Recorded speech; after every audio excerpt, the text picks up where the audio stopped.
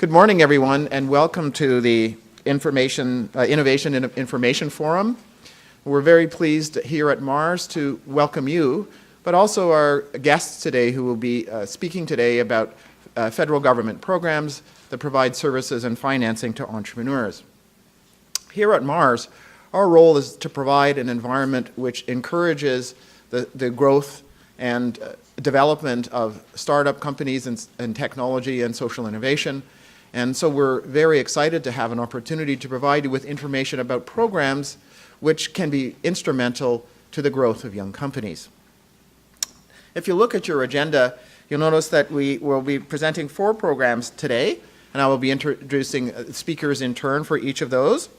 Just make note that today we will be recording the session. The idea is to make this program available to people who can't attend the session, so it'll be available on our website, the same site that you registered on. You will be able to provide this information, so you don't need to take copious notes because the information will be made available to you. Also, there will be 30-minute presentations following which there will be a question and answer period. And we would ask that you use the microphone in the center of the room because this event is being recorded. It's important to have the questions as well as the answers for people who will be viewing it later by videotape. So without further ado, I'd like to introduce the speaker for our first program, Helen Braiter. She's going to be talking about the Canadian Innovation Commercialization Program. And this is a program which helps Canadian entrepreneurs bridge the pre-commercialization gap through procurement strategies that enable them to undertake pre-commercial development as a supplier to government. Helen is the Director of Strategic Initiatives and Innovation of the Public Works and Government Services Canada, and will be speaking, as I said, about the CICP program today. She began with her department for about 12 years ago and is Director of Strategic Initiatives and Innovation in the Office of Small and Medium Enterprises, which hosts the CICP program. She's currently responsible for the Canadian Innovation Commercialization Program, which is a new $40 million program that was announced in the budget of 2010, and it aims to promote innovation and support Canadian business development. So, Helen, welcome.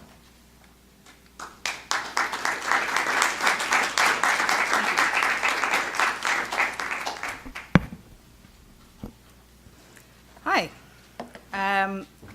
So as Earl said, I'm Helen Braiter. I'm the director responsible for the Canadian Innovation Commercialization Program. I'm just wondering how many people have heard of this program or are aware of it at all? There's a couple of people. I'm actually really happy to be back here at Mars because this is where we launched the program in September of 2010. So very excited to be back here to talk to you about the program and about where we are and where we're going. So I'm going to give you some background on the program, what it's all about, where we are now, where we're going, how it benefits you and how it benefits Canadian companies, how you can submit a proposal to this program, and who it applies to. Normally I take questions at any time, but I'm assuming in this forum we're waiting till the end so that people can go to the microphone. So as you guys, I'm sure, are aware, there are a lot of programs out there, both government programs, non-government programs, that support companies who are involved in research and development, but most of them support companies at the earlier stages of R&D. Okay, and those programs tend to be grants and contributions, loans and financing programs, etc.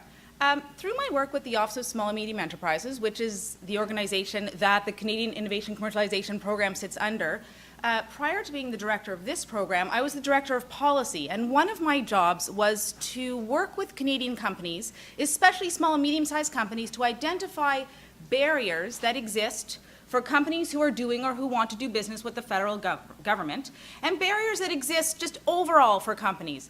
And one of the things that kept coming up over and over again is that Canadian companies are having difficulty, as Earl mentioned, bridging that pre-commercialization gap.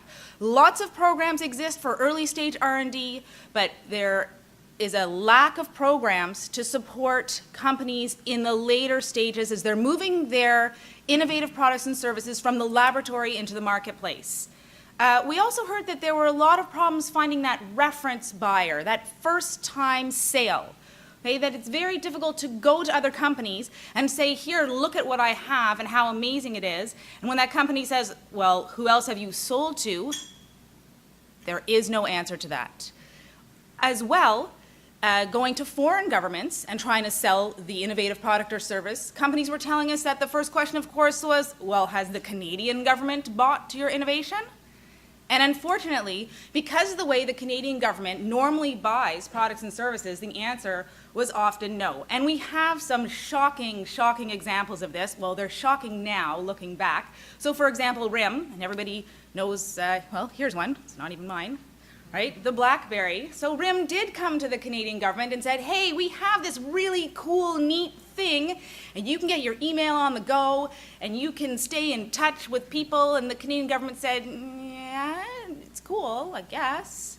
Why don't you go sell it to the Americans? So they did.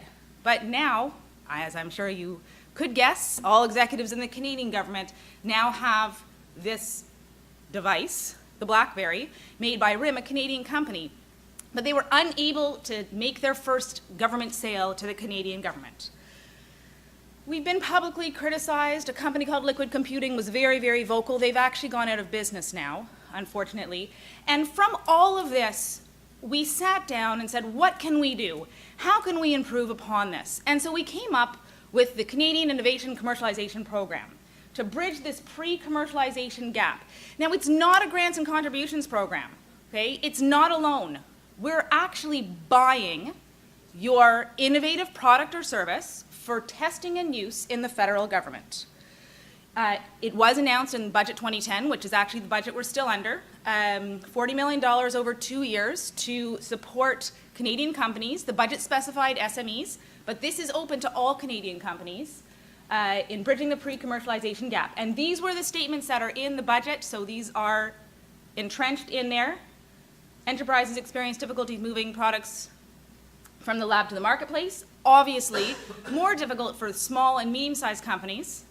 And the government recognizes that SMEs are the engine of the Canadian economy. Okay? Most companies in Canada, I believe it's 98% of companies in Canada, are small and medium-sized companies.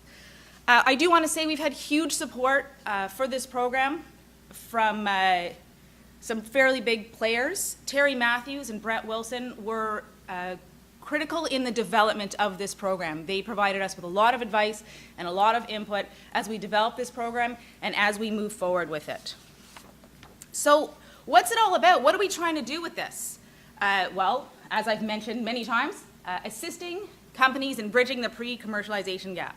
There are so many great innovations that never make it to the market, for all sorts of reasons. So we're trying to address that. Support Canadian businesses.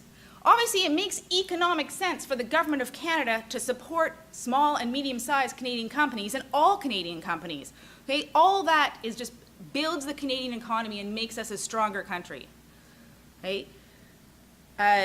Real-world evaluation, okay, of pre-commercial goods and services. Well, what do I mean by that? I just said we're just buying your stuff. Well, part of this program goes a little farther than that.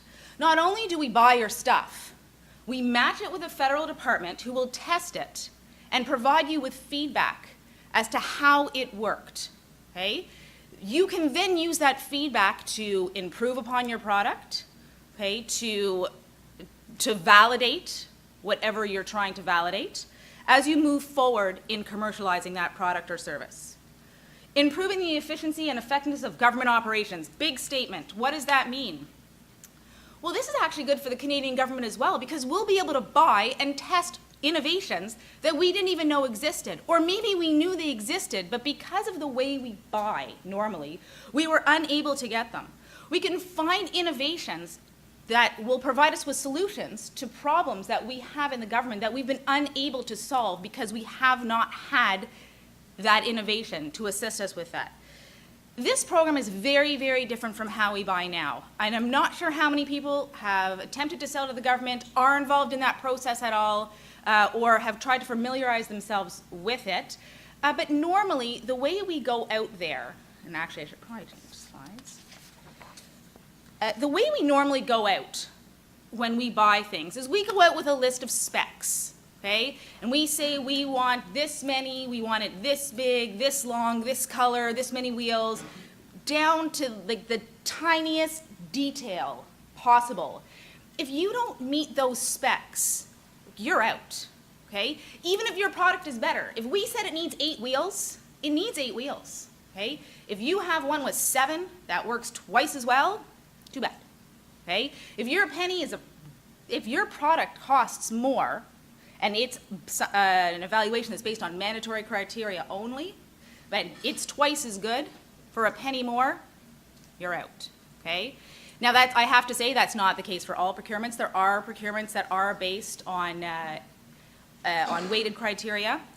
But the point being that this procurement's different. We're not saying it has to be green with 7 wheels and this tall and this wide, okay? This is more of a proactive way of buying instead of reactive. So we're not saying we have a need that we need to fill and this is how we think we need to fill it. We're basically saying we don't know what we need, okay? No idea. We don't know what's out there. We don't know what we need. You tell us. Tell us what you've got. So over a 2-year period, we will be purchasing these innovations, okay, to be tested in federal departments. Why 2 years? It's a pilot program. Okay? We were given $40 million for a 2-year program. Of course, I am currently looking at expanding the program, both improving it and extending the funding and the funding period. We're buying innovations in 4 priority areas: environment, health, safety, and security, and then the big bucket I like to call everything else, enabling technologies. Okay, this is basically everything the government buys, and basically everything that you would sell would fit into these buckets. There's nothing the government doesn't buy. Okay, and often I'll ask audiences if they can come up with examples of things that they think that the government doesn't buy, and it's been very, very rare that we've been able to come up with good examples of things the government doesn't buy. We support populations, okay, which people often don't think of. We have the Canadian Forces population, we have prison populations, and we support Aboriginal populations up north and all over. So we do buy everything. We don't just run offices, okay? That's where I sit. But there's labs. We have, as I'm sure you're aware, we've got ships and planes and all sorts of fancy things, okay? We buy everything. So as I mentioned, this is a procurement. So in a procurement, we have something called normally a request for proposal. We're calling it a call for proposal, okay? And this is how we're going out to request a submission, a proposal or a bid for your innovation. Okay, it's a procurement, so fair, open, transparent. You will be evaluated on a level playing field with other proposals, other innovations that are being submitted. Okay, there are both mandatory and point-rated criteria. These are some of the mandatory criteria. Be valued at $500,000 or less. Why $500,000?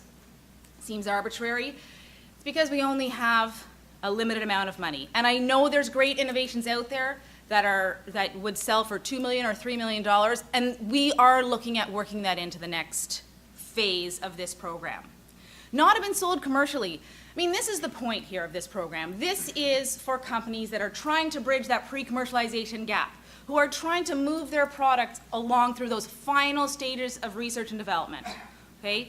If you're commercial in another country, I'm sorry, this program's not the right program for you. If you're commercial here, obviously, it's not the program for you. But what do I mean by commercial? If you've sold some of your innovation for testing, that's fine. If you're in beta mode, that's fine. Okay, I'm talking about full-blown commercial sales. Be provided by Canadian bidders. I mean, that's the point, obviously. Canadian government is trying to support the Canadian businesses and the Canadian economy. Include 80% Canadian content. This is defined in the call, but by Canadian content, I don't just mean all the parts in here, but also the development of it, okay? We had our first call for proposal. It closed November 16th of 2010.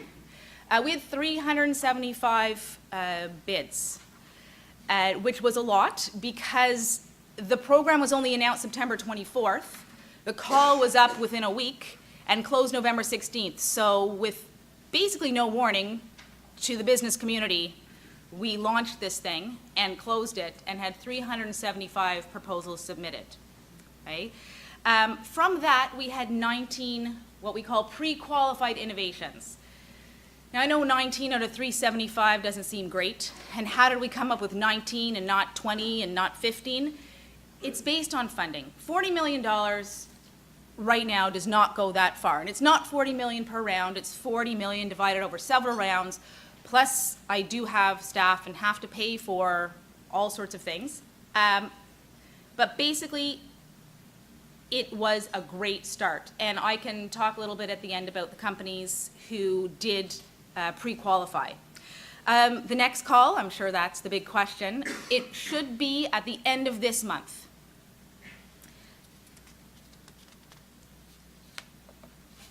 So what's the process? How does this whole thing work? So as I said, the call for proposal is posted on Merck's. I don't know how many of you are familiar with Merck's. It is the company, MediaGriff is the company, it's the website that we use to post all government opportunities, and I encourage you to go there to just see what kind of things the government buys, whether you think that you might have products or services that you could sell to the government. So it's mercs.com, and that's where this call will be posted. So go on Merck's, register, and you'll be able to download the opportunities. It is free for people who want to download Government of Canada opportunities. Proposals are submitted through an online bid submission system. For any of you who are familiar with submitting proposals to the government, you'll know this is actually very different, okay? Because normally what you have to do is you have to prepare bid packages, 7 copies of your proposal, financial sealed in a separate envelope, has to be date stamped, time stamped, all that fun stuff. No, okay? It's 2011. We have this weird, wacky thing called the internet. Yes. So we have an online bid submission system where all of the questions, both mandatory and point-rated criteria, will be available, and you will just type in the box what your response is, what your bid is, what your proposal is against those criteria. NRC-IRAP evaluates proposals. I don't know how familiar you guys are with the National Research Council and Industrial Research Assistance Program. If you are not, get familiar with this program. They assist companies also who are moving through the R&D spectrum. It's a great organization. They'll be evaluating the bids online as well, which is great, which means I don't have to print X number of copies of 375 proposals. Why are we going to NRC-IRAP? My staff of 5 does not have the expertise in all of the different areas that bids will be submitted in. NRC-IRAP has a network of ITAs across the country who have very specialized expertise and have not just expertise in specific areas, but also have experience in evaluating proposals for innovations. So we have teamed up with them to deliver this. The Innovation Selection Committee, who's that? This committee looks at the rankings that are provided by NRC-IRAP based on scores, okay? They look at your proposal, and for each of the criteria that we're evaluating, they give you a score, okay, based on how you did against a scale that we have. And the proposals are then ranked from highest to lowest. It's a percentage score. It just starts at the top and moves down. The Innovation Selection Committee is a committee made up of experts from both the private and public sector. We were very privileged to have some very high-profile people on the last Innovation Selection Committee, like Brett Wilson from the Dragon's Den. And the purpose of that is to give us that sober second look at the rankings and at the program as a whole. Now, this Innovation Selection Committee cannot re-rank the proposals. Okay? It's a procurement, so we have some pretty strict rules to abide by. They can recommend back to NRC-IRAP that something be re-looked at, but they're also providing us with critical program advice as we move this CICP forward. The final ranking is then established, and like I said, it's based on your score. It's also based, as I said, on available funding. So we start listing in the last round those 375 from highest to lowest, and once those proposals add up to how much money is available for the round, that's where we draw the line, okay? We are looking to the future, to alternatives, and how we can improve upon that, but that's the way it's being done right now. We then match you to a test department, okay? There's 140 departments and agencies in the federal government that do a multitude of things, okay? Many of them are clamoring to get their hands on these innovations because they can't buy them now. There is no way for them to go out and buy these things now, okay? The government doesn't like to buy risky things. This program has that built in.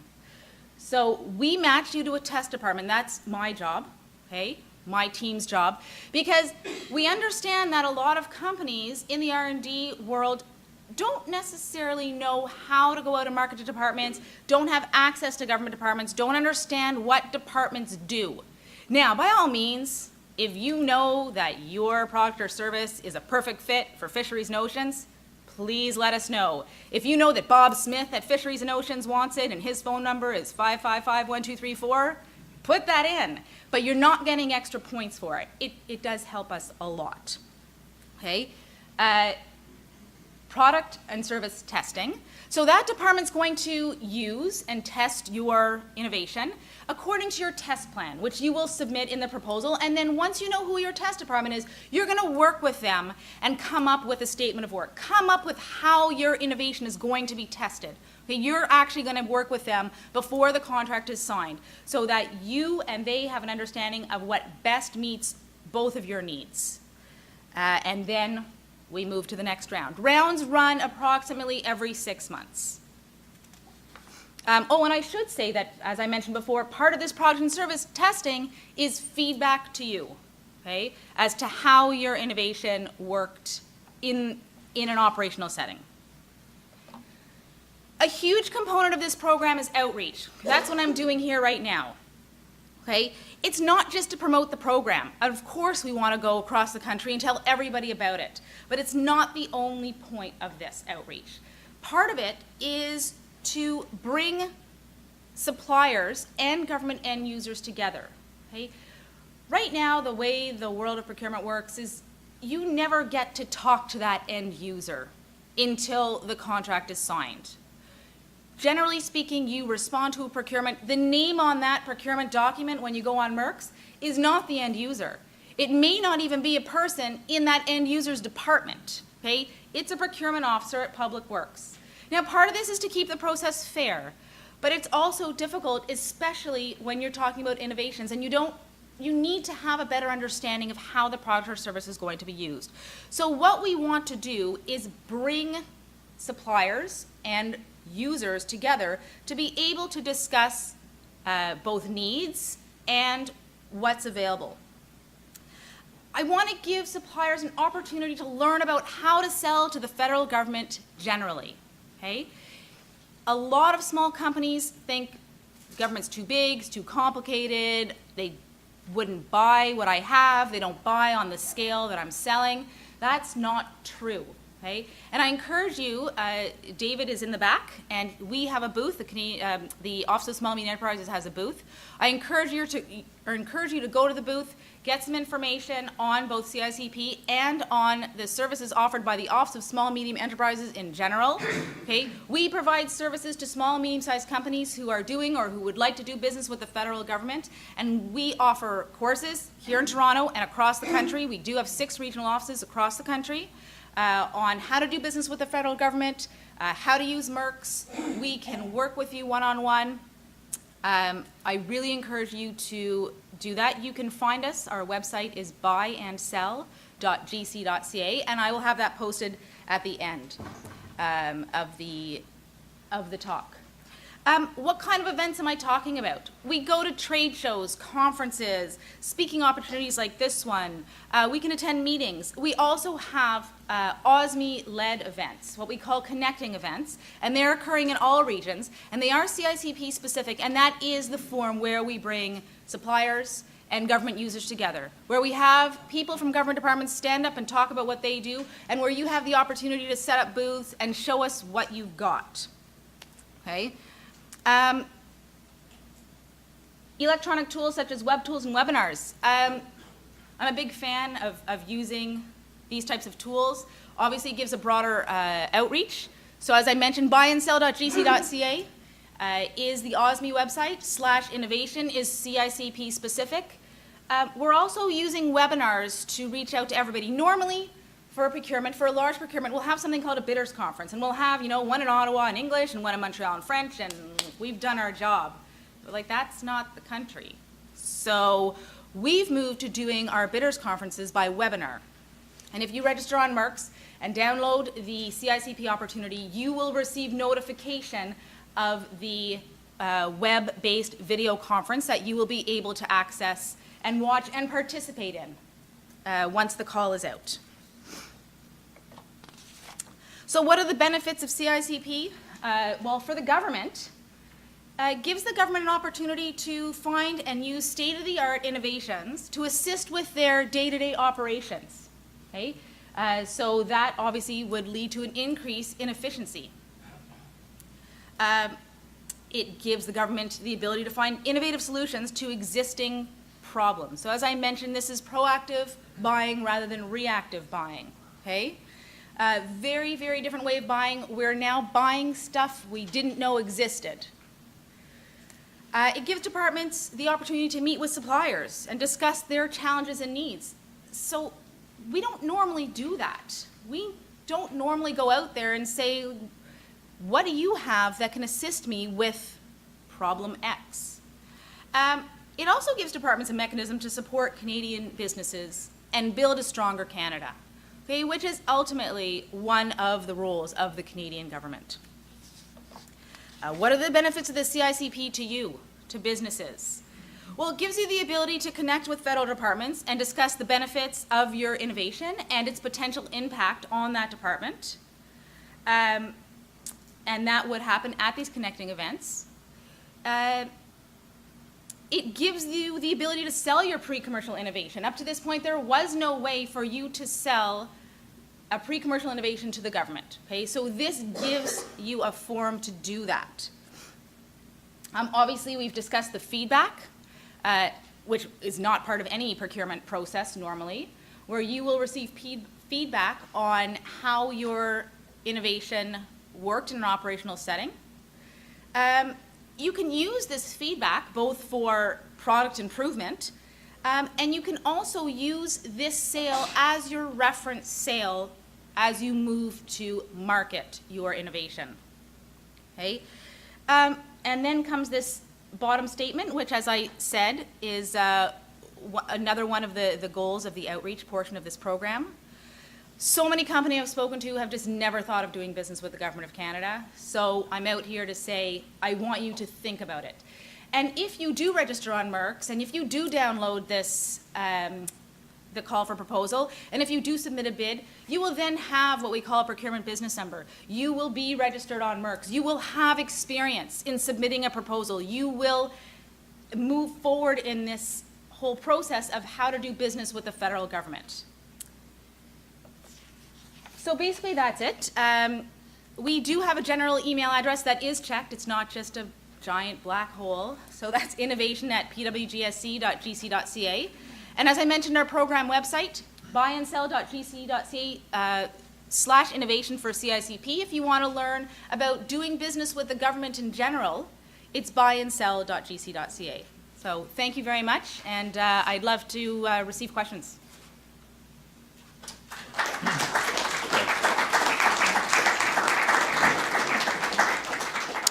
I wanted to thank Helen for a very helpful and engaging presentation. And so now I'd ask people who have questions to come to the microphone, please, and address your questions. And while you're doing that, I'd also like to recognize David DiFelici, who's at the back of the room. He's also with the Office of Small and Medium Enterprises. And he was also very instrumental in helping coordinate this day. So thanks very much, David. Good to see you. First question, please.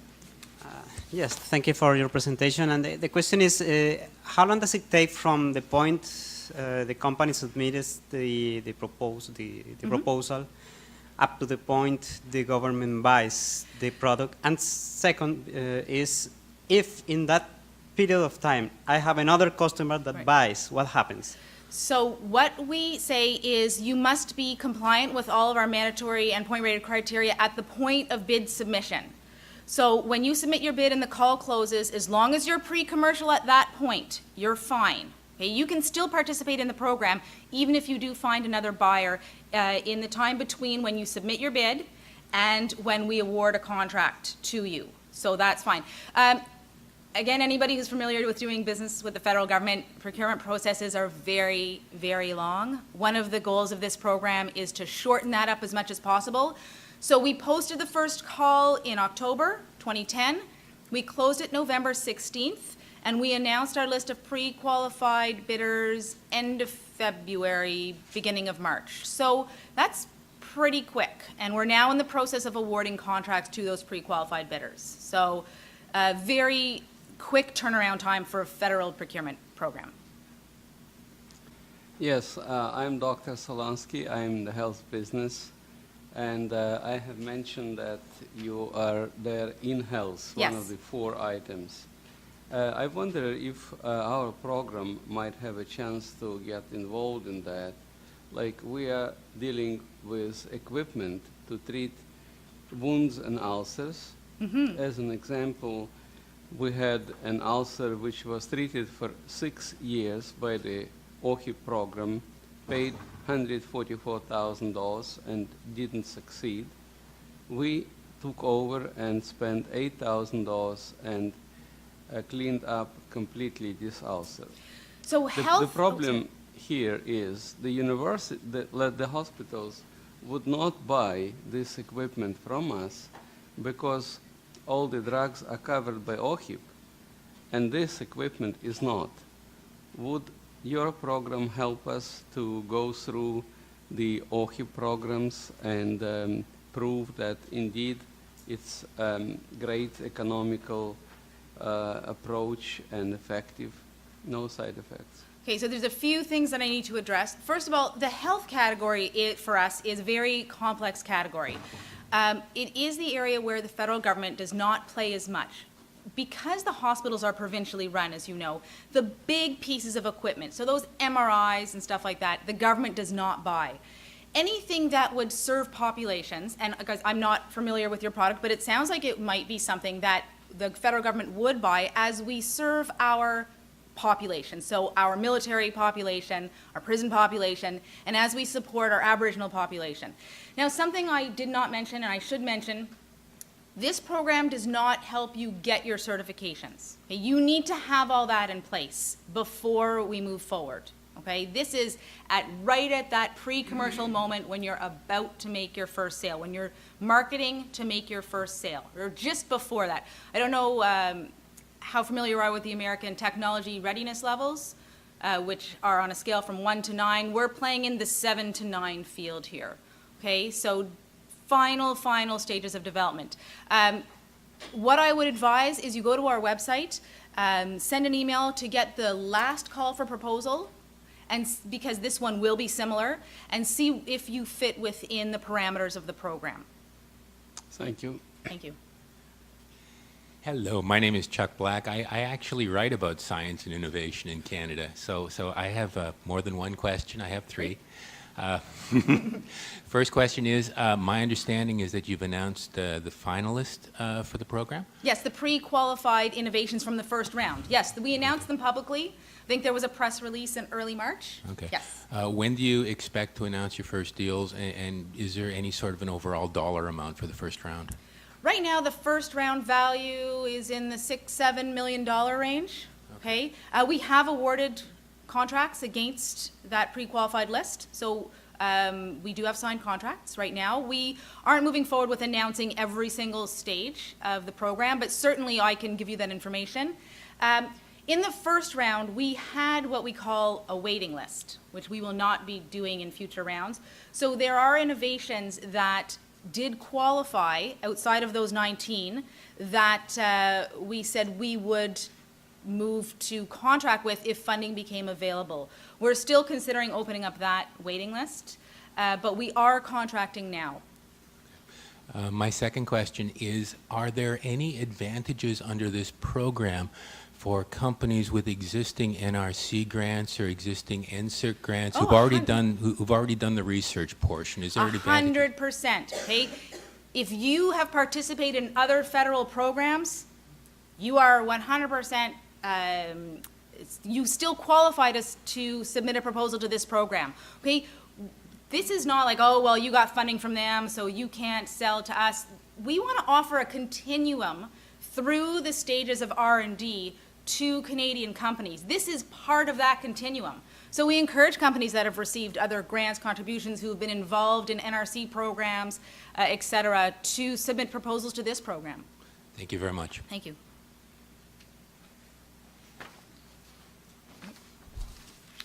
While we're just waiting for the other questioner to come up, I think one of the things that small businesses often find challenging is just the process of applying. So there's this website called MERX, it's MERX, and that's where you find the information. Could you just say some comments about how, what the kinds of things that are being done to make it easier for people to apply through the normal procurement process? Sure. So as I mentioned, mercs.com, it's not owned by the federal government. It's a company, Media Griff, that we contract with to provide opportunities to companies to bid on. And that website provides both federal opportunities, Canadian federal opportunities, and other opportunities as well. It's kind of like the eBay of procurement opportunities. So there's American government opportunities on there, private sector opportunities, other provinces, et cetera. For federal government opportunities, we ensure that your access to those is free. So on MERX, if you wanted to download a private sector opportunity, you would have to pay for that service. If you want to download a federal government opportunity, Canadian federal government opportunity, that is free to you. MERX is fairly self-explanatory. Okay, you go on, you can start looking at opportunities, and we've really tried to make it easier to use. But we do offer information sessions on how to use MERX, and that would be through our Regional Office of Small and Medium Enterprises, and David can give you information on that, or you can get it through that buyandsell.gc.ca website.